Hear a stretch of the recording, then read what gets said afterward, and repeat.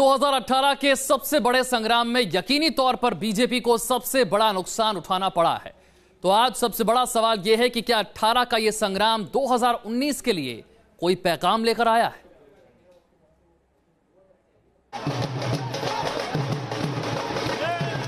जीत का गुलाल है, जश्न का धमाल है। छत्तीसगढ़ में कांग्रेस वोटों से मालामाल है।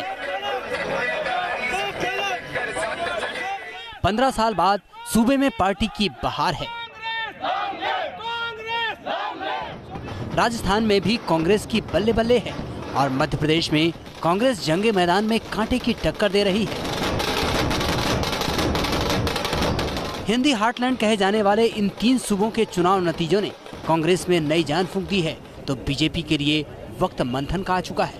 2018 के संग्राम में 2019 के घमासान की तस्वीर साफ नजर आ रही है।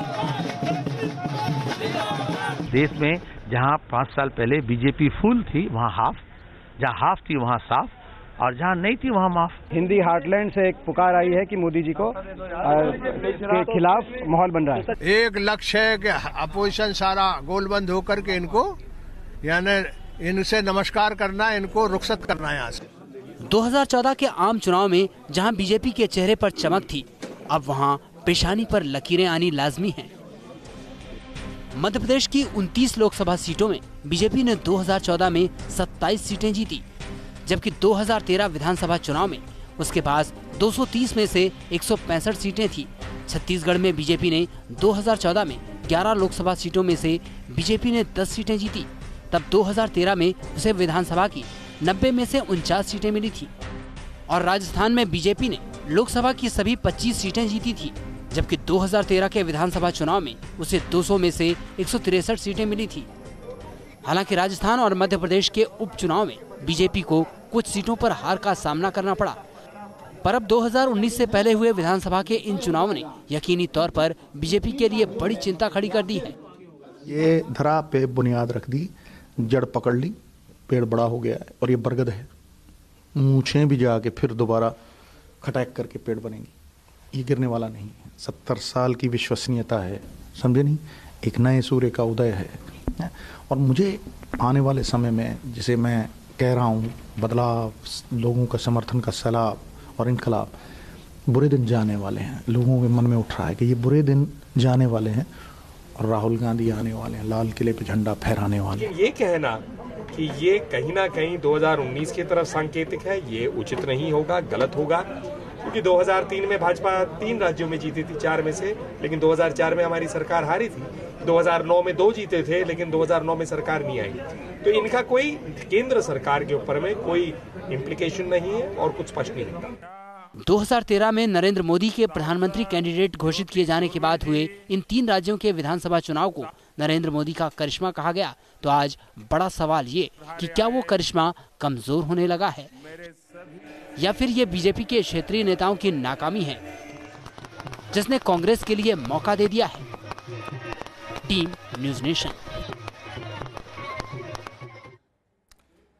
वैसे तो कांग्रेस पहले से ही 2019 की जंग को बीजेपी वर्सेस ऑल बनाना चाहती है, लेकिन अब चुनाव के नतीजे कांग्रेस की रणनीति को नई धार दे सकते हैं। एक दिन पहले ही दिल्ली में विपक्ष की मोर्चाबंदी नजर आई, तो अब ऐसा लगता है जैसे कांग्रेस इसे अमली जामा पहनाने में पूरी तरह जुट जाएगी। 5 राज्यों के विधानसभा चुनाव नतीजों से पहले की इस तस्वीर में भविष्य की राजनीति साफ नजर आती है। चंद्रबाबू नायडू के बुलावे पर राजधानी दिल्ली में विपक्ष के नेताओं का मजमा लगा। 21 दलों ने बीजेपी के खिलाफ रणनीति पर मंथन किया और मीटिंग के बाद राहुल गांधी ने साफ कर दिया कि मोर्चाबंदी संसद में भी मिलकर होगी और संसद के बाहर भी।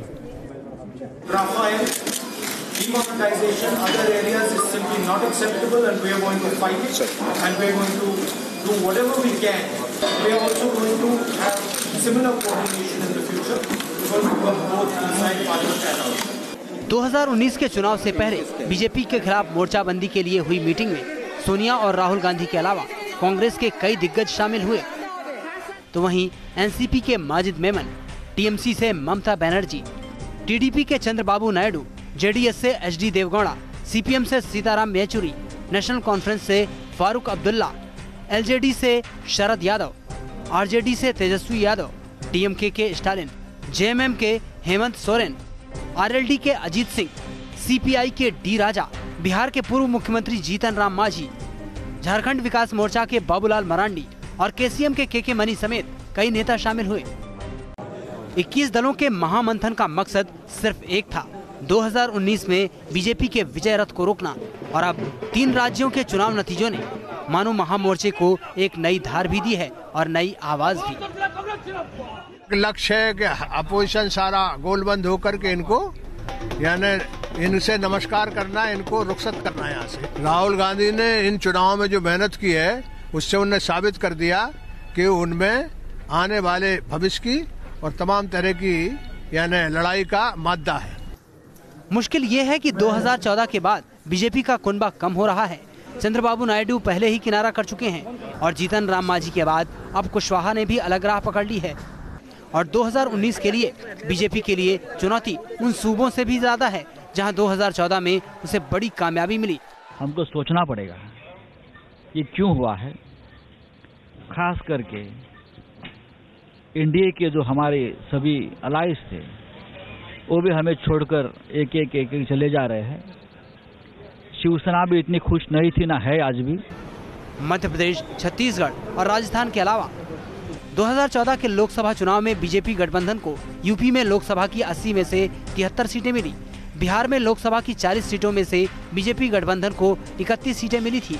वहीं गुजरात की सभी 26 लोकसभा सीटों पर बीजेपी का परचम लहराया। महाराष्ट्र में लोकसभा की 48 सीटों में से 41 सीटें बीजेपी को मिली। झारखंड में बीजेपी ने 14 में से 12 और कर्नाटक में 28 में से 17 सीटें बीजेपी ने जीती। पर 2019 के बनते बिगड़ते समीकरणों में कर्नाटक में कांग्रेस जेडीएस के साथ आ चुकी है, तो यूपी में महागठबंधन की खिचड़ी पक रही है। बिहार में आरजेडी पासा पलटने का दाव कर रही है और झारखंड में बाबूलाल मरांडी और हेमंत सोरेन भी महागठबंधन से बीजेपी को शिकस्त देना चाहते हैं। दिल्ली में केजरीवाल भी बीजेपी विरोध में कांग्रेस से दुश्मनी भुला चुके हैं। यानी कुल मिलाकर 2019 के लिए विपक्षी दल एक ऐसे चक्रव्यूह की रचना कर रहे हैं जिसमें अगर बीजेपी फंसी तो उसके लिए इस चक्रव्यूह को भेदना मुश्किल हो जाएगा। Team news nation. यकीनी तौर पर 3 राज्यों के नतीजे कांग्रेस के लिए बड़ी कामयाबी हैं। 1 साल पहले जिस दिन राहुल पार्टी के अध्यक्ष बने उसी दिन आए नतीजों ने उनकी रणनीति पर भी मोहर लगाई और अब यह माना जाने लगा है कि महागठबंधन के दाव में राहुल का जो सियासी कद है वो पहले से कहीं ज्यादा बड़ा हुआ है। 11 दिसंबर 2017 राहुल गांधी को कांग्रेस का अध्यक्ष बनाया गया। 11 दिसंबर 2018 सत्ता के सेमीफाइनल में राहुल ने अपना रंग जमा दिया।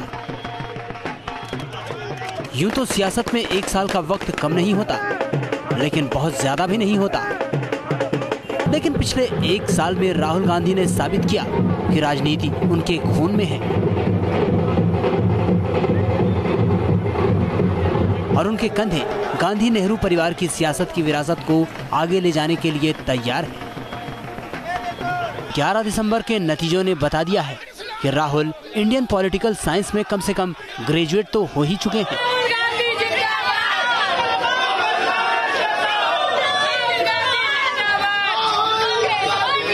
उनकी डिग्री छत्तीसगढ़ और राजस्थान के रिजल्ट के गणित में दिखती है। 1 साल पहले राहुल गांधी जब कांग्रेस अध्यक्ष बने थे तब वो प्रश्नवाचक चिन्हों के चक्रव्यूह में उलझे थे। राहुल को पार्टी की कमान मिली थी, लेकिन उनकी क्षमताओं पर सवाल उठ रहे थे। ये सवाल पार्टी के अंदर भी थे और बाहर भी। लेकिन ठीक 1 साल बाद उन तमाम सवालों के जवाब मिल गए हैं और ये जवाब 5 राज्यों के इलेक्शन रिजल्ट से निकलकर सामने आए हैं। राहुल गांधी की अगुवाई में कांग्रेस ने छत्तीसगढ़ में बीजेपी का किला ध्वस्त कर दिया। 15 साल से सत्ता में जमी बीजेपी की जमीन खिसक गई। आंधियों में भी चिरागों को जला देता है, जिसको देता है उसे दिल से दुआ देता है। ये नई सुबह का सूर्य है, इसे गौर से देख।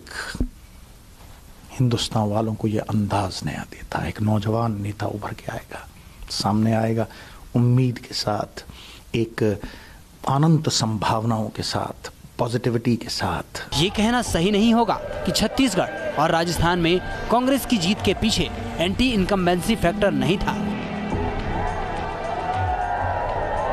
लेकिन इसके साथ ही ये भी नहीं भूलना चाहिए कि इन राज्यों के चुनावी घमासान में राहुल गांधी ने किस तरह चुनावी हवा को बीजेपी के खिलाफ करने में सफलता हासिल की। और इनकी पूरी कोशिश होगी राहुल गांधी इन चुनावों में एक अलग अंदाज में नजर आए।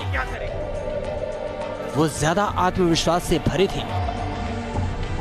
उनके बोलने के अंदाज में एक राष्ट्रीय नेता का आश्वस्त करने वाला भाव था। इस बात को मानते हैं, हम मानते हैं, वो मानते हैं। वो अपनी सीमाओं के बावजूद जनता से जुड़ने की कोशिश कर रहे थे।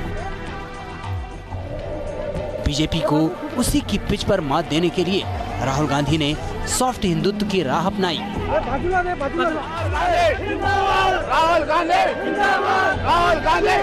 मंदिर मंदिर दर्शन किए, एक आस्थावान हिंदू के रूप में अपनी छवि बनाने का रणनीतिक प्रयास किया। यहाँ तक कि इस चुनाव के दौरान पहली बार राहुल गांधी के गोत्र की भी चर्चा हुई।